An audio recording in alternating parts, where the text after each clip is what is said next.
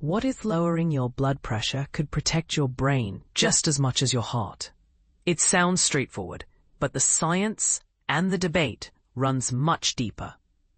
New, cutting-edge guidelines from the American Heart Association and the American College of Cardiology go beyond familiar warnings about heart disease and stroke. They now spotlight a lesser-known fact. Keeping your blood pressure in check may actually help prevent cognitive decline and even dementia. Intrigued? You should be. This is the part that many people, and even some healthcare professionals, tend to overlook. Here's why this matters. When your blood pressure is too high, it can inflict damage on the brain's tiny blood vessels, reducing blood flow and potentially leading to memory lapses and other cognitive challenges over time. This isn't just a theory anymore. The connection has been proven, says Dr. Daniel W. Jones, the respected former dean and professor emeritus at the University of Mississippi School of Medicine.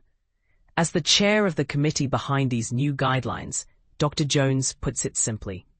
We suspected for years that managing blood pressure would reduce dementia risk, but now the evidence is undeniable.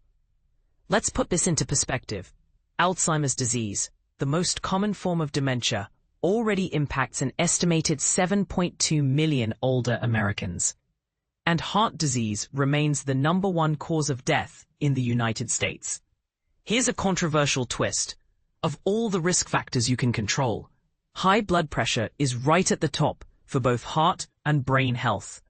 Dr. Jones emphasizes, managing blood pressure doesn't only reduce your risk for heart attack or kidney problems. One big challenge is that high blood pressure, often dubbed the silent killer, typically causes no obvious symptoms, no headaches, no warning signs.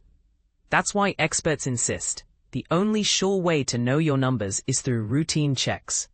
If your blood pressure is within a healthy range, less than 120 over 80 millimeters of mercury, mmHg, an annual check is enough. However, if your readings are starting to creep up or are already elevated, more frequent monitoring is essential.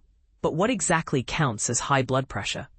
According to leading experts, blood pressure, a measure of the force of blood against your artery walls, tends to rise as we get older, partly due to natural stiffening of blood vessels.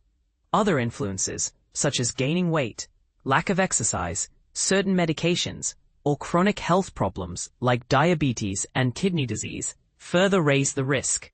Here's how the American Heart Association breaks it down. Normal, below 120 80 millimeters Hg. Elevated, 120 to 129 systolic, top number, / under 80 diastolic, bottom number.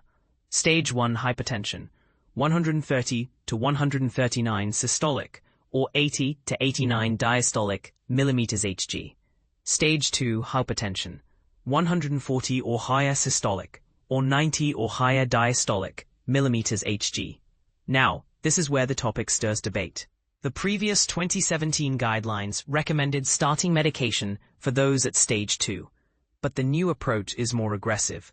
If you're unable to bring your systolic, top number, below 130 after 3 to 6 months of healthy lifestyle changes, medication should be considered sooner rather than later.